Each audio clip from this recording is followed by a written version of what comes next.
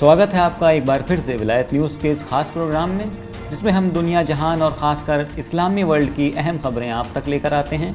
आइए शुरू करते हैं वर्ल्ड बुलेटिन।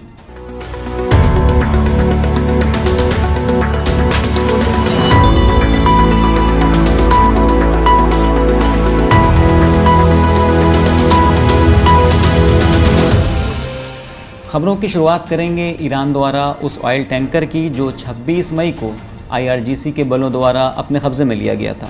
अब तक ये नहीं अंदाज़ा था कि वो ऑयल टैंकर कहाँ जा रहा था, लेकिन ये अंदाज़ा लगाया जा रहा था कि शायद वो अमेरिका जा रहा था। लेकिन अब अमेरिका के वरिष्ठ अधिकारियों के हवाले से खबर देते हुए NBC न्यूज़ ने कहा है कि ईरान ने यूनान के जिस ऑयल टैंकर को रोका था वो अमेरिका के लिए तेल लेकर जा रहा था। बाइडेन प्रशासन के एक सीनियर अधिकारी एवं अमेरिका के एक अन्य पूर्व अधिकारी के हवाले से खबर देते हुए NBC ने कहा है कि जिस समय अमेरिका में गैसोलीन की कीमतें आसमान छू रही हैं, ईरान ने यूनान के उन ऑयल टैंकर्स को रोक लिया है जो अमेरिका जा रहे थे। उन टैंकर्स पर $100 मिलियन से ज़्यादा की कीमत का हज़ारों गैलन तेल लदा हुआ था।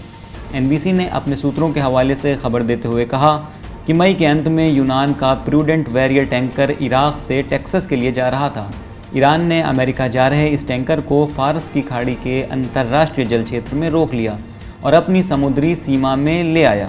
बता दें कि अमेरिका के विदेश मंत्रालय ने यूनान के झंडे वाले 2 ऑयल टैंकर्स को रोके जाने की पुष्टि करते हुए कहा था कि हम ईरान के इस कदम की निंदा करते हैं। अमेरिका ने इन ऑयल टैंकर्स के बारे में और अधिक जानकारी होने से इनकार करते हुए कहा था कि हम नहीं जानते कि ऑयल टैंकर्स कहाँ जा रहे थे। 26 मई को फारस की खाड़ी में ईरान के IRGC फोर्स की नेवी यूनिट ने फारस की खाड़ी में नियमों के उल्लंघन का हवाला देते हुए यूनान के 2 ऑयल टैंकर्स को जब्त कर लिया था। इससे पहले यूनान ने भी ईरान के झंडे वाले एक ऑयल टैंकर को पिछले महीने जब्त किया था। राइटर्स ने दावा करते हुए कहा था कि ग्रीस ने इस टैंकर पर लदे गैसोलीन को संयुक्त राज्य अमेरिका पहुँचा दिया था। अब उसके जवाब में ईरान ने यूनानी 2 टैंकर जो अमेरिका जा रहे थे उनको अपने कब्जे में ले लिया। अगली खबर लीबिया से है, जहां असफल तख्तापलट के प्रयास के बाद देश भर में शुरू हुई झड़पें और तेज़ हो गई हैं। फ्रेंच मीडिया ने लीबिया के लोकल सोर्सेस के हवाले से खबर देते हुए कहा है कि देश में 3 हफ्ते पहले हुई नाकाम तख्तापलट की कोशिश के बाद से देश लगातार सुलग रहा है। देश भर में खूनी झड़पें रोज़ बरोज़ बढ़ती जा रही हैं। राष्ट्रीय राजधानी में शुक्रवार की रात से आर्म्ड ग्रुप्स के बीच नई झड़पें शुरू हो गई हैं। AFP के एक रिपोर्टर के अनुसार त्रिपोली के कई इलाकों में शुक्रवार को भारी गोलीबारी और विस्फोट हुए। कई आर्म्ड ग्रुप्स के बीच झड़पें हो रही हैं। लोकल मीडिया की ओर से जारी की गई तस्वीरों में ये देखा जा सकता है कि लोग भारी भीड़भाड़ वाले इलाकों से भागते नजर आ रहे हैं। लीबिया की मीडिया की माने तो अभी तक ये झड़पें वेस्ट लीबिया में मजबूत पकड़ रखने वाले 2 हथियारबंद गुटों के बीच हो रही हैं। 2011 में लीबिया के पूर्व तानाशाह मुअम्मर गद्दाफी के पतन के बाद से ही तेल की दौलत से मालामाल लीबिया की सत्ता पर कब्जे की जंग जारी है।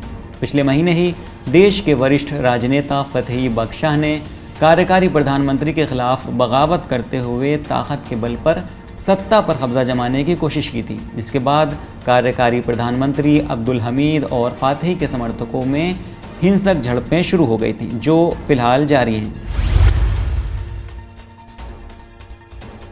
अगली खबर अफ़गानिस्तान से है, जहां तालिबान ने नई दिल्ली को भरोसा दिलाया है कि वो अफ़गानिस्तान में मौजूद अल-कायदा और पाकिस्तानी आतंकियों के खिलाफ सख्त कदम उठाएगा।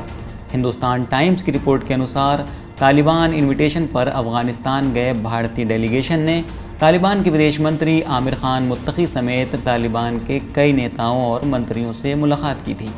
रिपोर्ट के अनुसार तालिबान ने इस मुलाकात में नई दिल्ली को ये भरोसा दिलाया कि वो अफ़गानिस्तान की ज़मीन को भारत के ख़िलाफ़ इस्तेमाल करने की अनुमति नहीं देगा।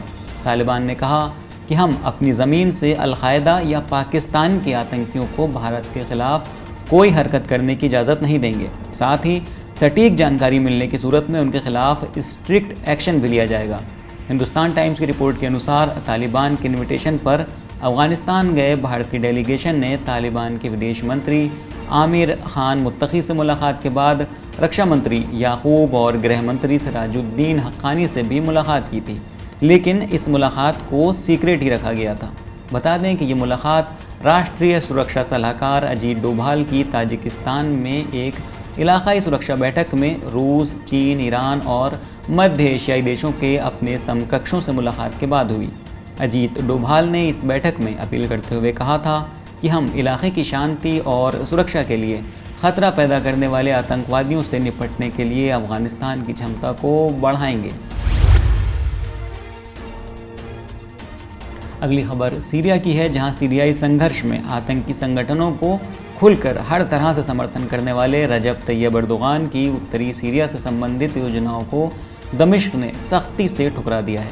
सीरियाई पार्लियामेंट के एक सीनियर मेंबर ने कहा कि तुर्क नेताओं की ओर से दुश्मनी भरा रवैया तथा साम्राज्यवादी नीतियों के साथ साथ अपने राजनीतिक हित साधने के लिए सीरिया की संपदा की चोरी और आतंकवाद का समर्थन जैसी नीतियों की हमें अब आदत सी हो गई है। अम्मार अल-असद ने उत्तरी सीरिया में देश की सीमा के अंदर 30 किलोमीटर के क्षेत्र में सेफ जोन बनाने की अर्दोगान की टिप्पणी की आलोचना करते हुए कहा कि अर्दोगान के ख्वाब कभी पूरे नहीं होंगे, वो कभी अपने उद्देश्य तक नहीं पहुंच पाएंगे।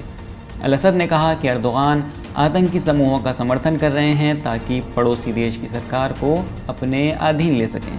वो क्षेत्र का जनसंख्यिकी समीकरण बदलने के उद्देश्य से आतंकियों का समर्थन करते हुए बड़ी संख्या में लोगों को विस्थापित करने की साजिश रच रहे हैं। अम्मार अल-असद ने कहा कि अर्दोगान तुर्की चुनाव में अपनी पोजीशन मजबूत करने के लिए बेहुदा बयानबाजी कर रहे हैं। वो दमिश्क सरकार को पराजित करने के अपने षड्यंत्र में कभी सफल नहीं हो पाएंगे। उन्होंने कहा कि हमारे पास ईरान और रूस जैसे मित्र और सहयोगी देश हैं। तुर्की अपनी आतंकी और साम्राज्यवादी साजिशों में कभी भी कामयाब नहीं हो सकेगा। असद ने तुर्की के खिलाफ कुर्द बलों की ओर से दमिश्क से मदद मांगने पर कहा कि यह स्वाभाविक है। कुर्द इस देश का हिस्सा हैं और वो दमिश्क से मदद मांगेंगे ही। उन्हें हमसे जुड़ना होगा। उन्हें अमेरिका और वेस्टर्न कंट्रीज़ के भरोसे पर नहीं रहना चाहिए। अमेरिका और पश्चिमी देश अपने सहयोगियों के साथ क्या करते हैं ये जानने के लिए वर्तमान में भी अफगानिस्तान एक अच्छा उदाहरण है। ये भी जान लेना ज़रूरी है कि अमेरिका के समर्थन से दमिश्क के खिलाफ विद्रोही तेवर अपनाने वाले कुर्द नेताओं ने हाल ही में दमिश्क सरकार से ये मांग की थी कि वो तुर्की की आतंकी एवं अतिक्रमणकारी कार्रवाई से निपटने में कुर्द बलों का सहयोग करें। फिलहाल हमारा खबरों का सिलसिला आज यहीं तक था। मुलाकात होगी अगले बुलेटिन में, तब तक के लिए इजाज़त दीजिए। खुदा हाफिज़।